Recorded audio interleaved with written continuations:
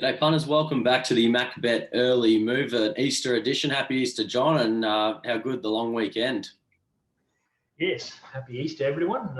You, James, it hasn't been so good as a happy Easter so far. We needed a couple of kicks, and the last couple have been no good. So I've been very disappointed, especially yesterday. It was a bit of a pain. Yeah, we plunged into a lockdown briefly there, but straight back out. And yeah, you were on course at Bow Desert yesterday, and a bit of a bloodbath overall, wasn't it? Yeah, I sort of come into the first one, and I was one of Smurden's horses, and you can be very in and out, and I sort of went the wrong way, and then we jumped off ship on the other one I was sort of tipping because it looked so bad in the yard. But the last two cost us as far as the yard goes, because one of them just didn't want to go around to the barriers. It took them about 5 minutes to get it going, and that sort of pushed me off. And then the last one, it was just scouring. It was sweating up, and everything was just something you don't want to see. And I was desperate to back two in the race to beat the favourite, and jumped off ship the winner and back the other one, which probably should have won. Green Rocky was the horse, because he was 3 wide the trip, working out most of the way, and he loomed on the corner, and he just couldn't make, couldn't keep going. But it was a nice run. But anyway, we're back on deck the next couple. We've had a pretty good run. It's just those last two coming into Easter, not good. Yeah, tough, very tough. I want to talk about race one quickly as well. We had the 5 units on McGillivray odds on pop, and you sort of said it was going to lead and sort of landed midfield.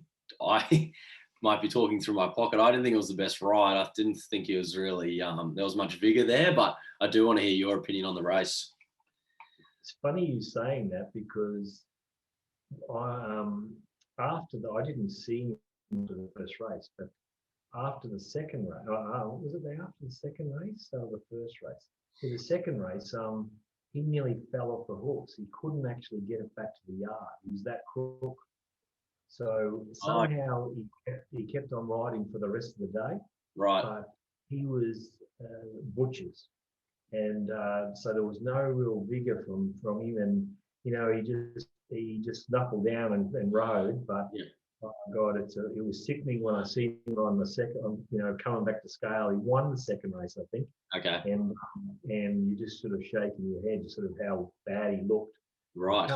He actually kept going, but wow. Yeah. Anyway, that may have made a little bit of difference, but I think the horse went bad. I couldn't believe how bad he was. But the winner, we had it shorter than the market. That's the disappointing part. I tumbled into it at evens, the Smurden thing, and I think we had the winner around about the 4-1 mark, and it was $7 on Betfair, and I didn't save, I didn't do anything, and it was just too pig-headed, just too much pushing into the face. So bad blue. Yeah, and we'll move on. We won't keep reminiscing on Bow Desert. It should be a while before we have to go back there. So we'll look at Exactly. I don't know whether I'll go back there. I think I might go to another track. But I know Bow Desert. A lot of things there yesterday, I was quite happy when I wasn't happy when I left the course, but geez, we were in the hunt a lot of the time, and just the yard took us off a couple, and a few other things went our wrong way. But I was happy with the way the form was worked out there. For sure. And we're looking at Eagle Farm this Saturday. The rail is in the 5.5 meters. Track's a good 4. How are you going to play this track? Yeah, it's pretty windy. It's windy outside, and it's the fine. Track's going to be playing pretty good. They're leaving the grass a lot longer than they normally than they have a long time ago or a fair while ago, which gives it a little bit more cushion. I think on pace, I'm not going to be against on pace horses. So we'll see how things plan out. There's a few things I look for in Eagle Farm, but I'm going to keep that to myself, and everyone will get it through the tips and the way we put our units in. But I'm just going to keep that to myself, what I think. For sure. And for updates on race day, obviously from the yard as well, that's the WhatsApp group is key for that. Any weekly and monthly subscriptions do get that included. We're going to focus on race 6, 1400 meter race. I'll run through the market now. Alpengerada is $3.10. Montez $4. Violet $6.50. Racing Paradise sevens. Danish Fortune $7.50. And it goes out to sort of $13 the rest, or $9 the rest. But let's start with the favourite, Alpengerada. I know you've backed this a few times with some decent success as well, but yeah, favourite looks like you're a bit against it. Yeah, I am. I picked this race out. I usually pick out the main race of the day, but I just picked this one just because it was one of the favourites that I don't, necessarily like. I think everyone's going to come up with it. Rides aboard, but I think it's badly weighted and badly treated here. And I just think there's a few horses here that have got just as good a chance, if not better. And at the $3.10, I'll be happy to bet around it. I've got a few chances away from it. That's for sure. Like horses like Montez, if it had gone probably a length and a half the other day, I'd nearly declare it. But he just didn't hit the line as well as I would have liked. He was in the right spot, and he just didn't let down with the better jockey on it. And I just think that may have been the fitness that came, that was a bit of a worry, but they've put the blinkers on. They've got the apprentice on, which I don't mind her on leaders. I know she can make that blue every now and again. Yeah. But, for a claimer, 3 claimer, I don't think it's too bad. Okay. So I think she'll go to the front. There's not much there to really drive her mad, so I think it's got a chance, definitely. Can see that there. Another couple that are in the numbers there is the 6 and the 5. That's the Dark and Racing Paradise, $9 and $7 respectively. Are they chances?